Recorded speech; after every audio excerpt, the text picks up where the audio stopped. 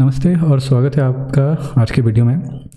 तो कुछ दिन पहले मैं नवनीत चितकारा जी उनके यूट्यूब चैनल को देख रहा था और वहाँ पे फिर मुझे उनके चार्ट को लेकर के कुछ इंडिकेशन मिला। अब मैंने सोचा कि चलो उनके चार्ट के बारे में फिर आपके साथ डिस्कस किया जाए। हालांकि उन्होंने अपने चार्ट के बारे में पहले ही बता दिया है अपने चैनल में, लेकिन फिर लगा कि एक अनबायस्ड पर्सपेक्टिव में अगर उनका चार्ट देखा जाए और समझा जाए कि क्या है चार्ट में क्या नहीं है और चीज़ें किस तरह से काम करती है और वो जो एस्ट्रोलॉजी में जो इतना आगे बढ़े तो किस कारण से ये हुआ, तो इसके ऊपर थोड़ा देखते हैं। तो देखिए, सबसे पहले तो ये कि जो एनालिसिस के हिसाब से जो आया तो वो यहाँ पे मेष लगन हो सकता है कि जो मैंने टाइम ऑफ बर्थ उनका लिया हो वो शायद गलत हो, या फिर जो नवमांश इनका बन रहा हो वो उतना सही नहीं हो। That could be a possibility. लेकिन मान के चले कि चलो यही लग्न चार्ट है, तो उसके बेसिस पे देखते हैं कि फिर आगे क्या बनता है। अब यहाँ पे देखिए कि सबसे पहले ये कि लग्न जो इनका बन रहा है दैट इज़ मेष लग्न, और मेष लग्न का जो लॉर्ड है वो मार्स यहाँ पे 3rd हाउस में बैठा हुआ है। जो पापी ग्रह होते हैं उनका उपाच्य घर में प्लेसमेंट काफ़ी अच्छा माना जाता है। It is considered to be very good. उसका एक कारण ये होता है कि जो जैसे देखिए कि मार्स यहाँ पे, तो मार्स सबसे पहले यहाँ पे बैठ करके इंसान को काफ़ी ज़्यादा एनर्जेटिक बना देता है।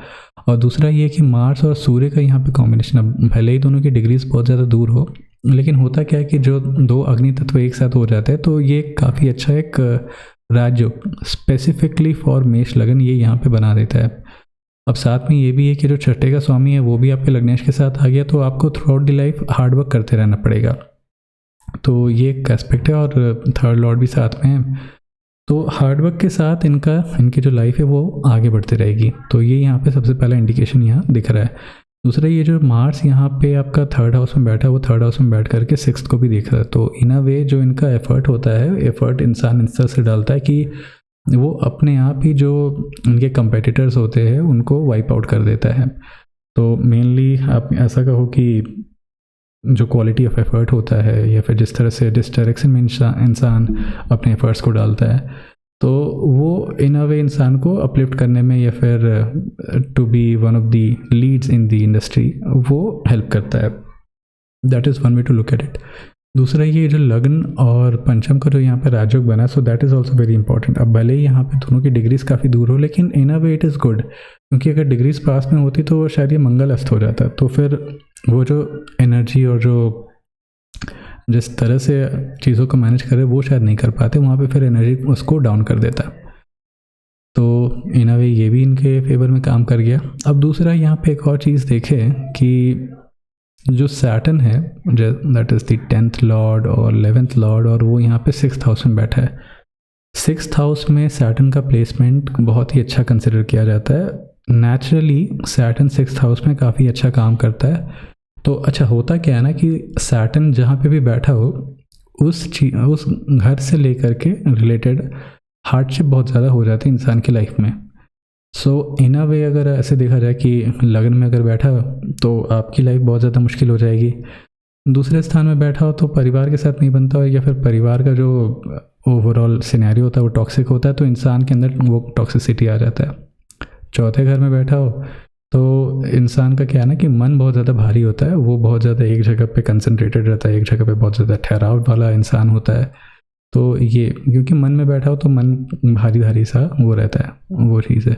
अच्छा, अब यहाँ पे क्या है कि अगर ये 6th हाउस में आ रहा है तो 6th हाउस मतलब कि ये तो फिर एनिमीज़ का हो गया, तो वो फिर एनिमीज़ के ऊपर भारी हो जाता है। तो ऐसे में क्या होता है कि यूजुअली जो मैंने देखा कि ऐसा इंसान जो अपने कंपेटिटर्स होता है ये सामने वाले के ऊपर, मतलब कि जो होता है ना कि इंसान को आगे बढ़ने नहीं देगा।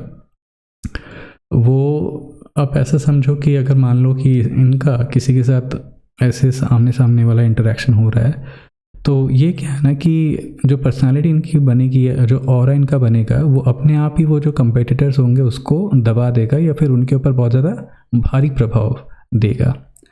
और ये मैंने बहुत सारे चार्ट्स में देखा है। तो ये मैंने यूजुअली देखा कि अगर आपका शनि यहाँ छठे भाव में हो तो नेचुरली आपकी जो पर्सनालिटी है वो ऐसी बनती है कि वो आपके कंपेटिटर्स के ऊपर अपने आप ही भारी बन जाता है।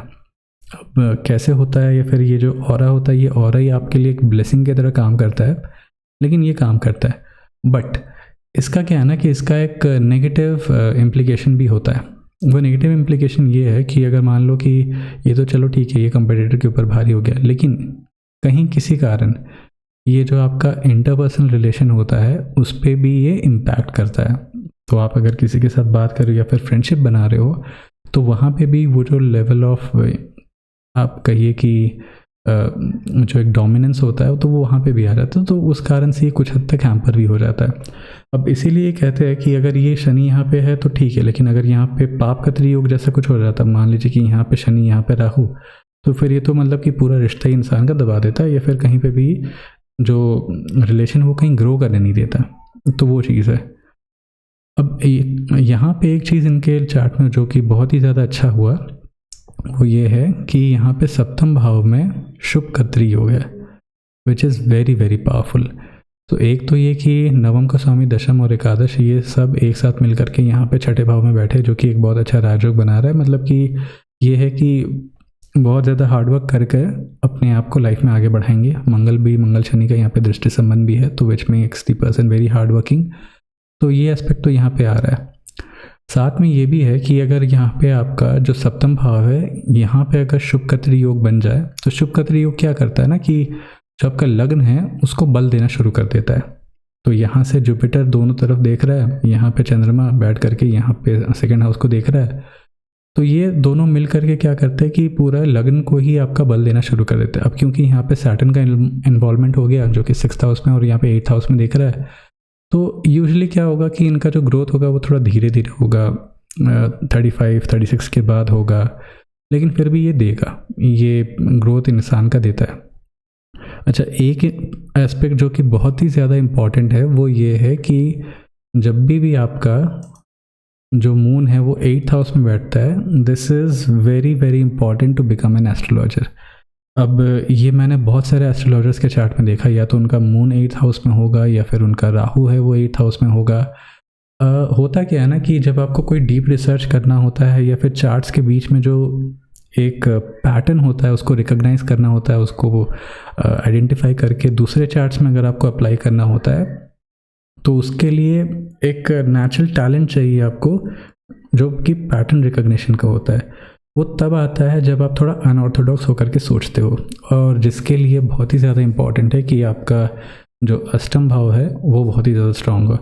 मून अष्टम में बहुत ही ज़्यादा इम्पॉर्टेंट होता है। राहु भी अगर यहाँ पे अष्टम भाव में होता है, या फिर मान लीजिए कि मून अगर नहीं हो राहु हो, तो भी वो काफ़ी ज़्यादा इम्पॉर्टेंट हो जाता है, काफ़ी ज़्यादा प्रोमिनेंस प्ले करता है एस्ट्रोलॉजी सीखने में। अगर आप ऐसा कहिए कि सैटर्न भी अगर होता है तो भी वो बहुत ही ज़्यादा पावरफुल हो जाता है यहाँ पे, लेकिन सैटर्न का आई थिंक वो लेट आता है। सबसे पहला जो प्लेसमेंट होता है वो मून का। मून अगर 8th हाउस में हो तो इंसान को नेचुरली वो क्वालिटी आ जाती है कि वो एक अच्छा एस्ट्रोलॉजर बन सकता है, क्योंकि वो कहते हैं ना कि वो जो टेंडेंसी होती है, अब जैसे मान लीजिए कि सचिन तेंदुलकर हो, उनके पास वो नेचुरली वो रिफ्लेक्सेस है, वो टेक्निक है, और वो एक बैटिंग स्टाइल है जो कि उनको एक लेजेंड बना देता है। सिमिलरली अगर आपको एस्ट्रोलॉजर बनना हो तो नेचुरली आपको टैलेंट चाहिए, और वो जो एक स्किल होता है वो चाहिए होगा जो कि आपको उस तरफ ले जाए। So moon in the 8th house is very important. Second आता है Rahu in the 8th house, और थर्ड आता है Saturn in the 8th house. इन सब की ब्लेसिंग बहुत ज़्यादा ज़रूरी होती है टू आइडेंटिफाई द पैटर्न्स, और उस पैटर्न को आप नेक्स्ट चार्ट में अप्लाई कर पाओ उसके लिए। अब यहाँ पे देखिए कि ये योग बना, उसके बाद ये जुपिटर वाला योग है वो बना, और उसके साथ ये शुभ कत्री योग मिल करके लगन को यहाँ पे बल दे रहा है। सो ये एक बहुत ही अच्छा योग बन जाता है, और इन अ वे ये दिखाता है कि जैसे जैसे इनकी लाइफ आगे बढ़ती जाएगी वैसे वैसे लाइफ में बहुत सारे राजयोग है वो खुलेंगे, इनको रिकग्निशन है वो मिलेगा। अब यहाँ पे ये चीज़ है कि जो इनका 4th लॉर्ड है वो यहाँ पे नीच का हो गया, तो I think initial part of his life वहाँ पे बहुत ज़्यादा रिकग्निशन वो नहीं मिला होगा इनको, वहाँ पे वो थोड़ा एक वीकनेस पॉइंट रहा होगा। और दूसरा ये कि जो लग्नेश है वो भी शत्रु राशि में, तो इनिशियल पॉइंट में जा करके वो थोड़ा इशू है। अब लेकिन क्योंकि इनके लाइफ कुंडली में बहुत सारे एक अच्छे राजयोग बन रहे हैं, जैसे कि यहाँ पे जुपिटर और सैटर्न का, फिर moon in the 8th house, और उसके बाद फिर यहाँ पे शुभ कत्री योग जो कि लगन को बल दे रहा है, तो ये एक स्ट्रेट फॉरवर्ड चार्ट है जहाँ पे ये दिख रहा है कि जैसे जैसे लाइफ इनकी आगे बढ़ेगी वैसे वैसे करके ये बहुत ही ज़्यादा अच्छा करने वाला है। अब हो सकता है कि इनिशियल पार्ट ऑफ इस करियर यहाँ पे शायद पढ़ाई का भी उतना कुछ रहा नहीं होगा बहुत ही ज़्यादा इम्पोर्टेंट, क्योंकि यहाँ पे अब देखिए अधिकतर ग्रह जो है वो थर्ड हाउस में है। तो थर्ड हाउस में हो तो इंसान थोड़ा खेल कूद में घूमने फिरने में ज़्यादा मन रखता है। और जो फोर्थ लॉर्ड है वो भी यहाँ पे नीच का हो गया, जो फिफ्थ लॉर्ड है वो यहाँ पे थर्ड हाउस में है। तो थर्ड हाउस प्राइमरीली जो आपका खेलने कूदने का, ट्रैवल करने का, उसका होता है, हाथ पैर चलाने का। फोर्थ हाउस जो होता है वो स्टडीली, अब जैसे फोर्थ है वो तो पढ़ाई का हो गया, और इससे जो ट्वेल्थ है तो वो पढ़ाई नहीं करने का होता है। अब ये कैसे होता है ये मैं बताता हूँ। फोर्थ हाउस होता है आपके घर का। अब घर में बैठ करके एक जगह पे डेडिकेटेडली अगर आप काम करते हो तो फोर्थ हाउस एक्टिवेट होता है। और अगर उसका उल्टा, मतलब कि एक घर पीछे, तो मतलब कि आपको ट्रैवलिंग में ज़्यादा पसंद है, आपको कुछ ऐसे ट्रैवल करके या फिर कहीं पे जा करके कुछ काम करने का ज़्यादा इच्छा करता है, या फिर कोई स्किल है जिसके कारण आपको आगे पीछे घूमते रहना पड़े, काम करते रहना पड़े, तो वो यहाँ पे एक्टिव हो रहा है। तो अब इनका तो थर्ड हाउस ज़्यादा एक्टिव है, फोर्थ लॉर्ड यहाँ पे 8th में है। तो यहाँ पे क्या है ना कि पढ़ाई का उतना अच्छा तो योग नहीं बन रहा, लेकिन जैसे जैसे होता है कि इंसान रिसर्च वाले माइंडसेट के साथ एस्ट्रोलॉजी को अप्रोच करता है तो वैसे वैसे वो लाइफ में आगे बढ़ना शुरू कर देता है। तो ओवरऑल तो चार्ट का ये रहा। अब आगे इनका थोड़ा टाइमलाइन का मैं देख लेता हूँ। टाइमलाइन के हिसाब से देखें तो यहाँ पे 2019 ऑनवर्ड्स अगर आप देखोगे तो इनका जो यूट्यूब चैनल है वहाँ पे बहुत ही ज़्यादा व्यूज़ इनका आना शुरू हुआ होगा, और वहाँ से जा कर के इनकी जो पॉपुलैरिटी वो काफ़ी ज़्यादा बढ़ी होगी, काफ़ी लोग इनको जानना शुरू किए होंगे और काफ़ी हद तक ये आगे भी बढ़े होंगे। उससे पहले वाला जो फेज़ था ये केतु वाला, तो वो उतना ज़्यादा अच्छा रहा नहीं होगा, स्ट्रगल ज़्यादा रहा होगा और कंपैरेटिवली उतना ज़्यादा लाइमलाइट नहीं मिला होगा। लेकिन जैसे ही शुक्र वाला फेज़ इनका शुरू होता है तो लाइमलाइट, पॉपुलैरिटी सब कुछ इनको मिलना शुरू हो गया था। अब इसके बाद का आगे का फेज़ देखें तो यहाँ पे मार्स वाला जो फेज़ है that would be a little problematic, क्योंकि उसका कारण ये मैं बोल रहा हूँ क्योंकि जो 6th लॉर्ड है that is placed with Mars, और यहाँ पे छठे भाव में बैठ करके शनि यहाँ पे फिर इसको दृष्टि दे रहा है। अच्छा, छठे भाव में जो शनि होता है वो कुछ हद तक क्रॉनिक डिसीजेस भी देता है।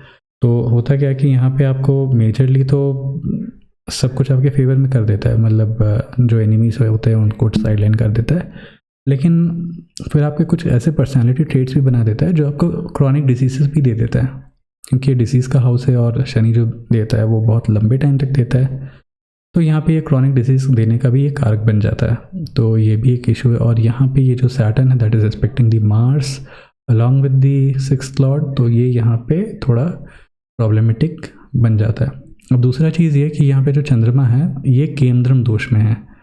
केंद्रम दोष का जो चंद्रमा होता है ना वो अर्ली लाइफ में आपको सक्सेस थोड़ा कम ही देता है। ये बाद में जा कर के, बहुत बाद में जब आपने लाइफ में बहुत कुछ देख लिया तब जा कर के फिर सक्सेस देता है। यूजुअली मैंने देखा कि केंद्रम दोष में जो चंद्रमा होता है और जहाँ पे इसके ऊपर कोई दृष्टि भी ना हो, खाली शनि की दृष्टि हो और राहु, तो उसके बाद ये जो चंद्रमा है और ख़ास करके नीच का अष्टम भाव में, तो एक लेवल ऑफ स्ट्रगल भी दे देता है इंसान को अपनी लाइफ में। उसके बाद जा कर के अब क्योंकि यहाँ पे शुभकत्री योग बना तो फिर इंसान अच्छे डिसीजंस लेता है लाइफ में आगे चल करके, और फिर उसको उसके कारण वो ग्रो करता है। तो ये है ओवरऑल इनका चार्ट एनालिसिस। अब आप ये पूछोगे कि इनकी प्रेडिक्शंस होते हैं वो सही होंगे कि नहीं, वो सब सही बैठेगा कि नहीं। सो मोरलेस यहाँ पे देखें तो क्वालिटी तो यहाँ पे अच्छी है। एक यहाँ पे चंद्रमा जो नीच का है, तो ये क्या है ना कि एस्ट्रोलॉजी वाले फील्ड में अगर चंद्रमा यहाँ पे नीच का हो जाए तो फिर उसको ग्रो करने में टाइम लेता है। अब ये होता है कि इसकी जो डिग्निटी है, मतलब कि ये जो चंद्रमा नीच का हुआ, इसका जो डिस्पोजिटर है मार्स वो 3rd हाउस में बैठा हुआ है, वो भी मरकरी के साथ बैठा हुआ है। तो इन अ वे बहुत अच्छी प्लेसमेंट तो नहीं है, और इसको सपोर्ट करने के लिए भी बहुत कुछ है नहीं। एक केंद्रम दोष है और उसके बाद बस 2 पापी ग्रह की दृष्टि, तो बहुत ही ज़्यादा फेवरेबल तो नहीं है ये। जो कि कई बार ऐसा भी होता है कि इंसान जो पैटर्न है उसको इतना ज़्यादा एक्स्ट्रापोलेट कर दे कि एक नया ही पैटर्न बन जाए जो कि सही ना हो, तो ये भी एक पॉसिबिलिटी हो जाता है। तो ये है। और दूसरा ये कि जो नीच का चंद्रमा है उसका जो वे ऑफ कम्युनिकेशन होता है या वे ऑफ एनालिसिस होता है that is a lot different कि अगर ये चंद्रमा अगर स्वग्रही हो, ऊंच का हो, या फिर कोई एक फेवरेबल जगह पे जा कर के बैठे, तो उसके कंपैरिजन में काफ़ी ज़्यादा अलग होता है। तो हो सकता है कि कई बार ये जो प्रेडिक्शन दे या फिर जिस तरह से ये prediction they, that might not be like by all, और ये एक थोड़ा एक नेगेटिव एस्पेक्ट बन जाता है ऑफ डिबिलिटेटेड मून।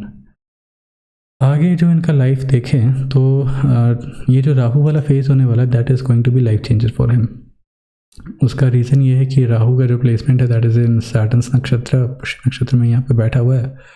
और राहु वीनस जो एक होता है कि that is a life changing phase. उसके बाद इनकी जो पॉपुलैरिटी है वो काफ़ी ज़्यादा बढ़ने वाली है, और स्पेसिफिकली इन द ईयर 2027 बहुत हद तक चांसेस हैं कि इनकी कोई प्रेडिक्शन है वो बहुत हद तक सही होगी, और इसके बाद जो पॉपुलैरिटी इनकी until 2031 that will be extremely high. Main तो ये जो वीनस वाला इनका फेज शुरू हुआ तब से इनको पॉपुलैरिटी मिलनी शुरू हो जाएगी, और हो भी गई है। लेकिन इसका जो अगर मेन फेज देखा जाए तो 27 to 31 will be one of the finest time for him for his career। तो ये था इनका एनालिसिस चार्ट का।